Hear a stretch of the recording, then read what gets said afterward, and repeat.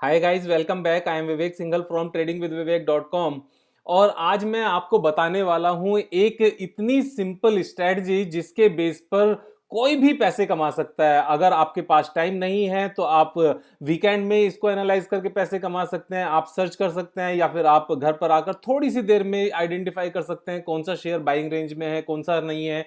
और अगर आपके पास टाइम नहीं है, आप अपने वाइफ को बता सकते हैं। अगर वाइफ भी वर्किंग है तो दोनों देख सकते हैं। और अगर वाइफ वर्किंग है और हस्बैंड वर्किंग नहीं है तो वो अपने घर पर जो हस्बैंड वर्किंग नहीं है उनसे काम करा सकते हैं। और अगर दोनों वर्किंग है तो बच्चे अगर थोड़े से बड़े हो गए हैं ना तो बच्चों को भी बता सकते हैं। अगर बच्चे 6 7 क्लास तक भी हैं तो वो भी आइडेंटिफाई कर पाएंगे इस स्ट्रेटजी के बेस पर कि पापा क्या खरीदना चाहिए, मम्मी क्या खरीदना चाहिए और क्या नहीं खरीदना चाहिए, और कब इसको बेचना चाहिए, कब खरीदना चाहिए, कब बेचना चाहिए। तो ये बड़ा आसान है।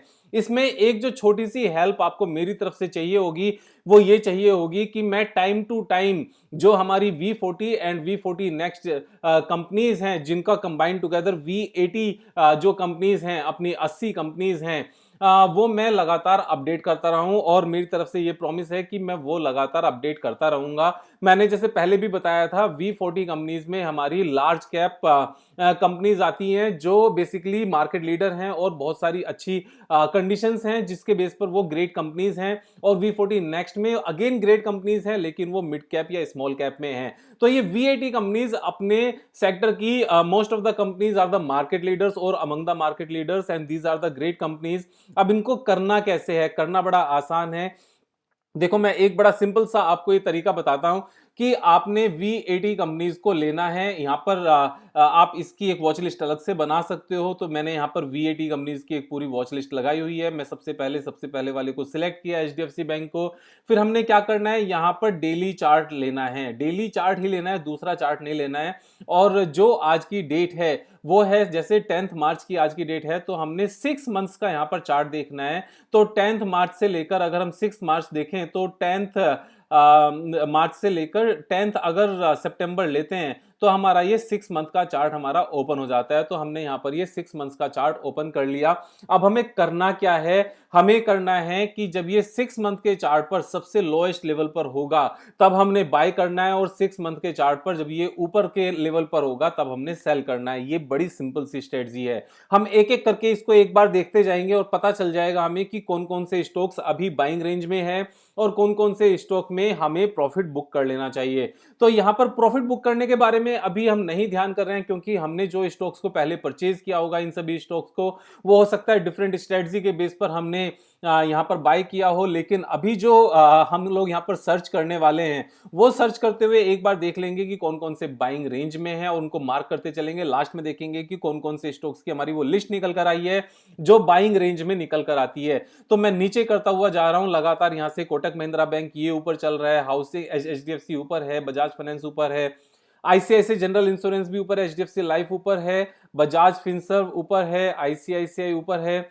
ये भी है ऊपर, और ये ऊपर, ये भी ऊपर है। मोस्ट ऑफ द शेयर्स अभी ऊपर मिलेंगे क्योंकि मार्केट में रैली है, लेकिन फिर भी बहुत सारे शेयर्स नीचे मिल जाते हैं। जैसे ये मिड में है, ऊपर भी नहीं है नीचे भी नहीं है, तो मिड की हम बात नहीं कर रहे हैं। हम यहां पर जो शेयर्स हमें 6 मंथ्स के लोअर लेवल पर मिलेंगे हम सिर्फ उन्हीं की बात कर रहे हैं और उसी में हम लोग बाइंग करने की बात कर रहे हैं। लेकिन जब मैं बाइंग करने की बात कर रहा हूं तो यहां पर मेरी रिकमेंडेशन नहीं है, मैं आपको एक स्ट्रेटजी सिखाने की बात कर रहा हूं।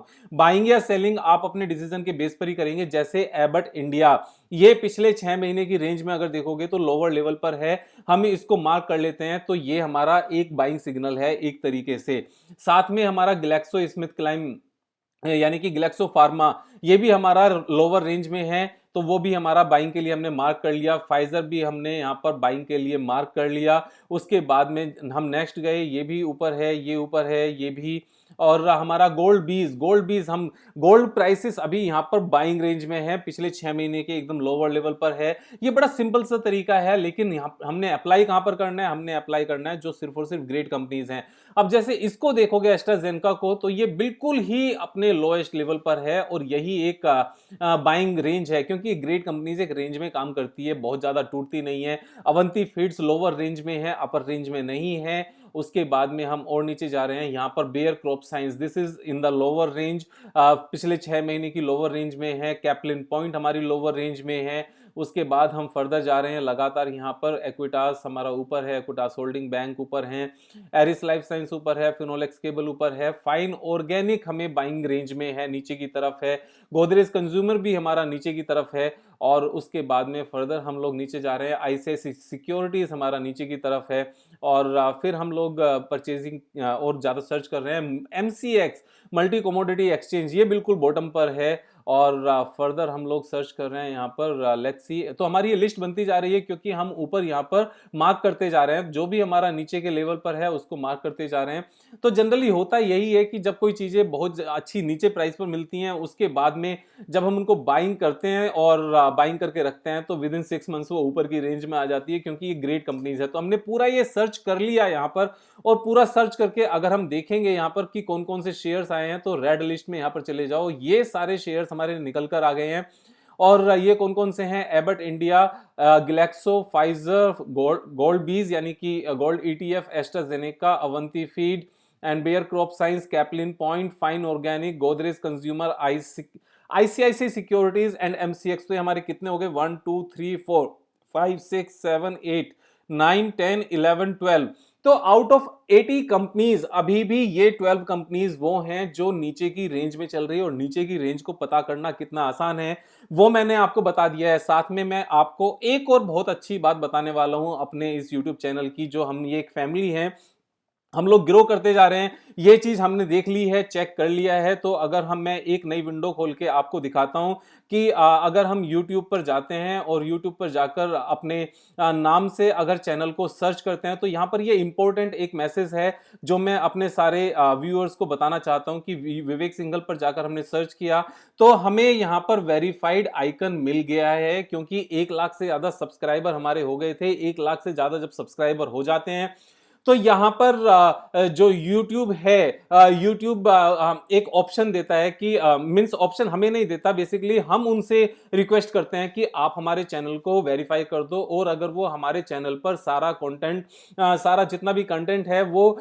यूनिक पाते हैं और वो ओरिजिनल पाते हैं, जेन्युइन पाते हैं, किसी तरह की कोई स्ट्राइक नहीं होती, तो वहां पर वो हमें वेरीफाई कर देते हैं। अब इसका हमें फायदा क्या होगा? इसका फायदा ये होगा कि जब हम किसी अपनी वीडियो को देखते हैं और इस वीडियो को देखते हुए जब हम नीचे जाते हैं, तो बहुत सारे केसेस में क्या होता है कि फेक आईडी बनाकर कुछ लोग रिप्लाई करते हैं ट्रेडिंग विद विवेक के नाम से, वो डीपी आईडी भी सेम लगाते हैं और यहां पर नाम भी सेम लिखते हैं, लेकिन अब उनको पहचानना बड़ा आसान हो गया है, क्योंकि जब मैं रिप्लाई करूंगा अपनी इस आईडी से तो यहां पर ब्लू टिक इस तरीके ये वेरीफाइड का टिक आएगा, लेकिन अगर वो रिप्लाई करेंगे तो यहां पर वेरीफाइड का टिक नहीं आएगा। तो यहां पर ये वेरीफाइड के टिक से आपको पता चल जाएगा कि आपका भाई विवेक सिंघल यहां पर रिप्लाई कर रहा है या कोई फेक आईडी बनाकर यहां पर रिप्लाई कर रहा है। तो चीजें करनी अब आसान है, यहां से अब आप चेक कर सकते हो, और अगर यहां पर कोई दूसरा रिप्लाई करता है तो आप उसको रिपोर्ट भी कर सकते हो। आप मुझे स्क्रीनशॉट भी लेकर इसका शेयर कर सकते हो, तो जिससे मैं उनको रिपोर्ट करके ब्लॉक कर सकूं।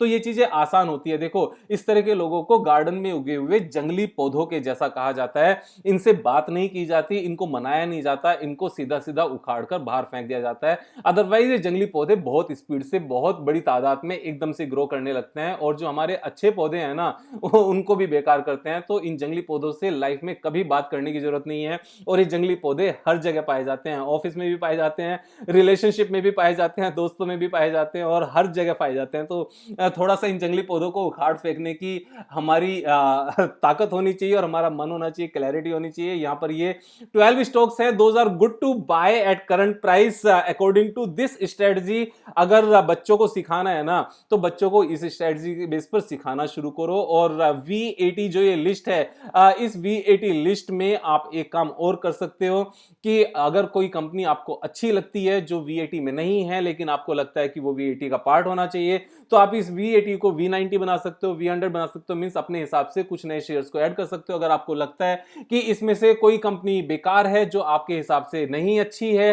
तो आप उसको निकालकर दूसरी किसी कंपनी से रिप्लेस कर सकते हो। तो यही आज का वीडियो था कि मेरा मन था कि आपको एक सिंपल सी स्ट्रेटजी बताई जाए, बच्चों के लिए कोई चीज बताई जाए। और बच्चों को अब करना क्या है, आपने इन वीएटी कंपनीज को, अगर बच्चे थोड़े से बड़े हो गए हैं तो आपने उनको इसको नेम निकाल कर यहां से देना है। आप इसके नेम यहां से सिलेक्ट कर सकते हो। अगर मैं एक बार थोड़ा सा यहां पर स्क्रॉल कर रहा हूं जिससे आप इसको आसानी से स्क्रीनशॉट लेकर वीडियो को पॉज करके देख सको, नोट डाउन कर सको, और जब नोट डाउन करके बच्चों को दो तो बच्चे इन कंपनीज के बारे में जानना समझना शुरू करें कि ये कंपनीज होती क्या है। सिंपल सा क्या करना है, कंपनी का नाम गूगल पर जाकर सर्च करना है और पता चल जाएगा कि ये होता क्या है। करना क्या है, जैसे टेस्टी बाइट ऑफिशियल वेबसाइट, तो हर किसी के लिए ऐसे आप सर्च करोगे, सीधी सीधी उसकी वेबसाइट आ जाएगी और यहाँ पर आकर आप इस चीज को देख पाओगे। तो ये बड़ा आसान सा काम है, इसमें कुछ भी मुश्किल नहीं है।